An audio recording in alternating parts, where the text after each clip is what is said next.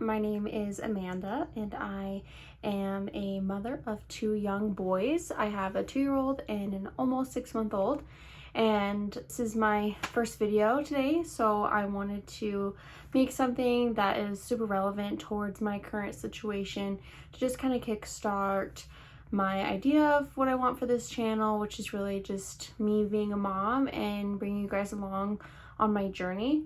I am going to school to be a licensed parenting coach, so parenting is something I'm super passionate about, so this is just kind of an entryway into my life of how I do things. So thank you so much for watching. If you wouldn't mind subscribing and liking and help me kickstart this channel, I'd really appreciate it. The first thing that I wanted to talk about is kind of what saved me to under 2 journey. A lot of things that were really hard in the beginning that I wish I had known prior. I seen a lot of videos. I kind of looked into things as I was coming close to welcoming my second son. I watched a lot of YouTube videos on 2 under 2 journeys, and I really walked into it with an idea that it wasn't going to be that bad, that I just needed to have a bunch of support and all the different things that everybody always says. But the thing is I didn't really have all of that much support. I didn't really have as many resources as a lot of people had presented on different videos and things, and so I really went into it with the wrong idea.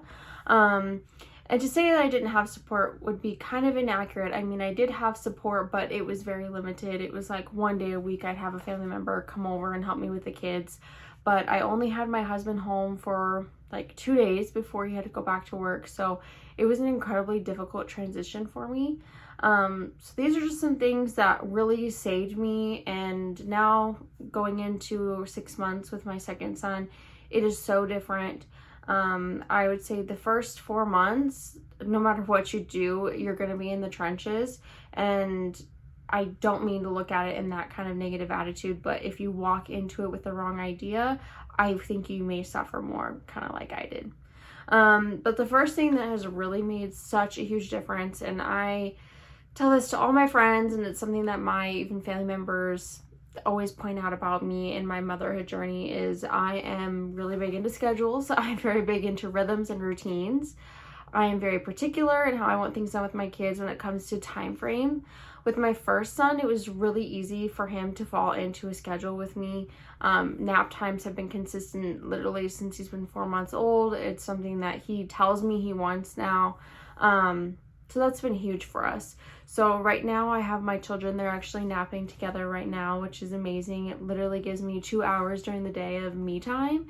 So they go down at 11 o'clock every single day. They sleep until about 1:30. We wake up together, we have lunch. My first son, he is 2, so he only naps once a day now. 6-month-old, he naps about 3 times a day. Roughly, he does 2 long naps and 1 little short cat nap in the morning. So after his 11 to 1 nap, he will have a pretty large wake window until about 4 o'clock, and he'll sleep until 5:15, and then bedtime at 7:30. Bedtime is huge for us. It is a routine that I will not break on, even if we're out and about at a family member's house. We are leaving to make it home by 6:30 to have bath times and nap times, because it has literally changed the game for everybody. We all know what to expect. It's a time that we can all kind of unwind together. My toddler knows what's coming, and now it's to the point where we ask him, "Are you ready to go to bed?" And he says, "Yep," and he walks to his crib. He has to be lifted in, and there's no fighting, and that is huge. It really is a game changer, and it really has made it good for me and my husband, because we know that there are from 7 p.m. to 11 p.m. that's 4 hours that we get together, and I don't think a marriage could survive without having that dedicated time. So that's been huge for us. The second thing is low stimulation mornings. Our mornings, I've really embraced the trend of the slow living, and I get why it's such a trend now, because it is what I need as a mom with 2 young children. We wake up in the mornings, we, do all the things. We go potty. I normally get them dressed after breakfast, because my 2-year-old is crazy when he eats. But we sit down together. We don't turn on the TV right away most days. If we do, I try and make it like a low stimulation music channel, like on Spotify. Really into the classics right now, the classical music, instrumentals, even just some like low stimulation Christian music, just to kind of kickstart our day without getting too crazy. When we sit down and have breakfast, I notice that my toddler determines how much he's gonna eat. If it's low stimulation and it's like really relaxing, even no music, it's been such a game changer. He's more focused on eating. He can eat his whole plate doing that way, and he's not throwing tantrums, causing a ruckus, crying around. There's such a huge difference on the stimulation in my house in the mornings and his behavior. And you know, he's just going into that phase where he's very easily overstimulated. There's a lot going on in his brain. He's learning at such a fast pace, and he throws tantrums quite easy. So knowing him and being able to read his signals has also really helped. With the low stimulation morning, something I really enjoy doing is just sitting on the floor with my kids and listening to music and just being there, not being on my phone. And I don't even necessarily have to play with my toddler. I try and interact with him and play with him, but he doesn't want me to touch his toys. He likes to sit on my lap and play with his toys, but if I touch the toys, I get in trouble. So, but just letting him know that I'm there for him and he has my undivided attention, it helps his attitude so much, and it also helps my baby's attitude. We can all be together. My oldest son, Bryson, he's learning how to play with his younger sibling, and he's just learning how to interact, and I'm there as the mediator to make sure he does it appropriately. I can also encourage my youngest to roll over, to sit up, just interacting with him. Those are things that are really important at that age. And so in the beginning, we did a lot of that. We've done a lot of tummy time with my youngest. So he's very strong now at almost 6 months old. He's already been able to start solids because he's got such a strong core. So that's been really helpful, just integrating that into our morning schedule and just being slow. That way when nap time does come at 11, because it is such an early nap time, my toddler's not overwhelmed and it's easier for him to fall asleep and go down. So that's been huge for us.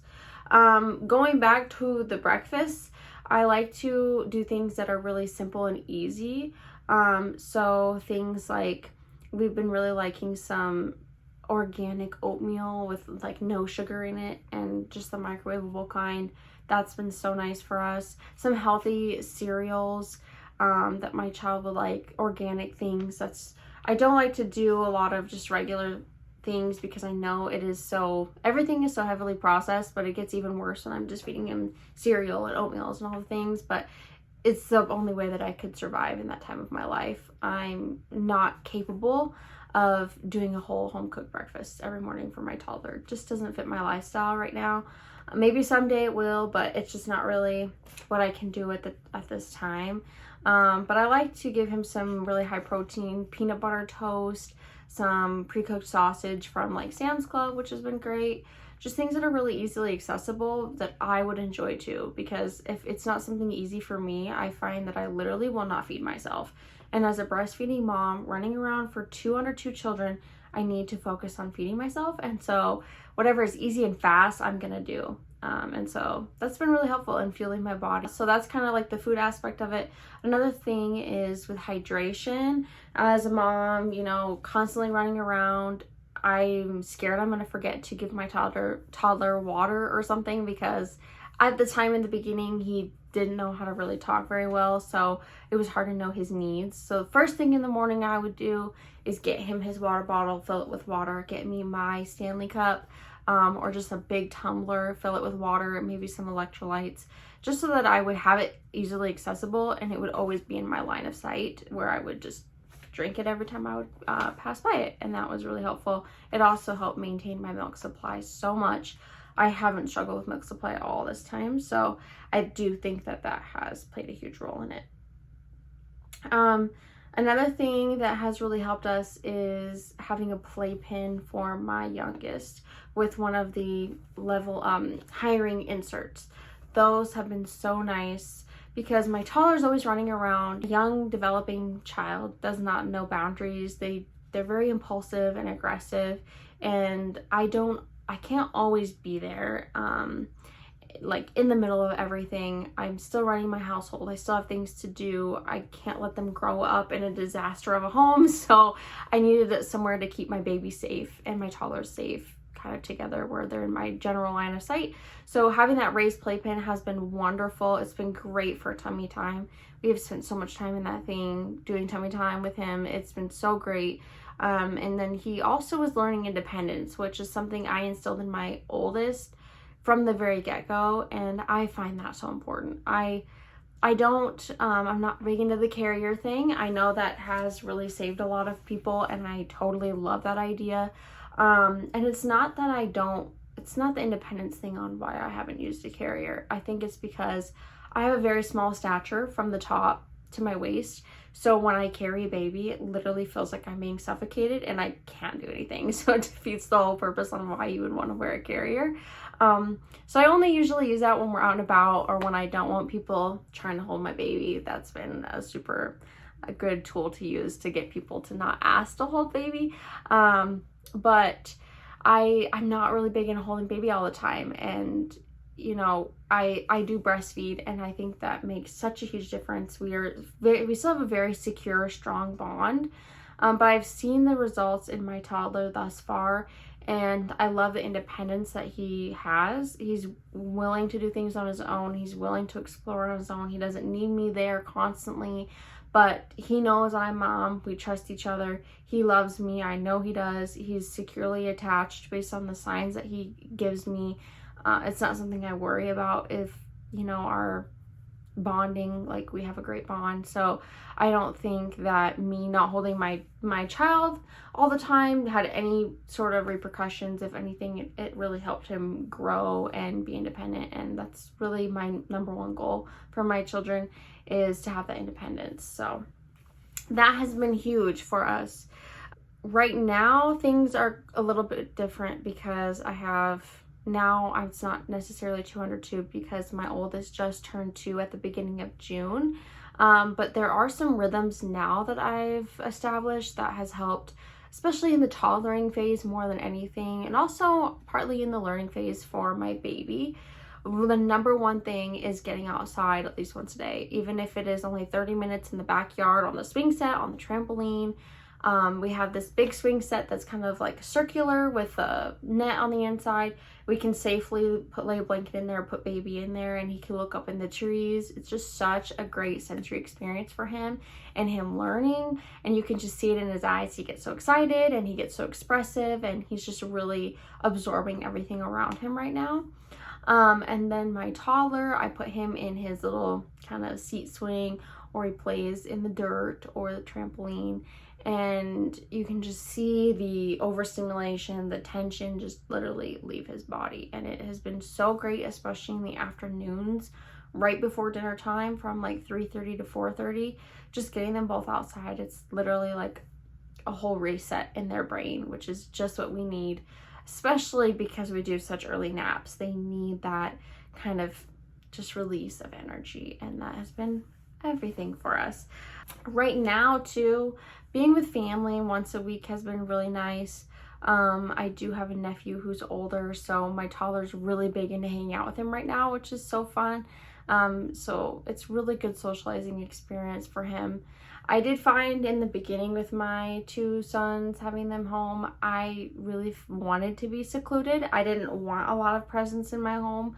I've just found that sometimes having a lot of presence also means a lot of influence over your parenting decisions, and I didn't really want that. I just wanted to go into this, create a schedule and routine with my kids that I knew would be great for me without any sort of forceful input. So that I know a lot of people would disagree with that, and that support is huge and it takes a village, and it does. I'm not saying that it doesn't, but for me personally, having that separation of me and my children really helped create those bonds. I could teach my toddler how to share me without getting over attached to another caregiver in the home if they felt the need to, because I was preoccupied with baby. It just gave us the opportunity for us 3 to really honestly get to know each other better. it takes time getting to know your baby. It takes your toddler to get to know the new sibling, and also like I become a new person every time I bring a child into the world. I get a new perspective on life, and it's something that my toddler also needed to learn and kind of get a better idea now of, well, mommy is a little different now. Mommy has to share her love, but there's no, there's nothing wrong with that. And so I don't think that it would be as great of an experience if I would have more people in my home during the day with my husband being gone, just being such a heavy influence in that regard. So that's kind of things that I have as of right now. Every single day is different. Every day, the whole situation changes. My youngest is learning at such a rapid rate. He's doing new things every day. Like I said, we just started solids, which has been so fun. It has been something that with my surrounding friends and family really always kind of commented on, because my toddler does eat so well. It's something that I did find to be a success with my first. So going into this with my second is so fun, and it'll be interesting to see if he adapts the same way as my first did. But if you guys are interested in seeing a video on how I'm doing with that journey, especially after having a successful journey with my first, let me know, and I'd be happy to make a video about that as well, and kind of show you a little bit more of my actual day-to-day life. But yeah, like I said, if you guys wouldn't mind liking and subscribing and encouraging me to make more videos, that would be wonderful. Letting me know what you guys like to see. And I hope you enjoyed this video, and until next time, we'll see you later.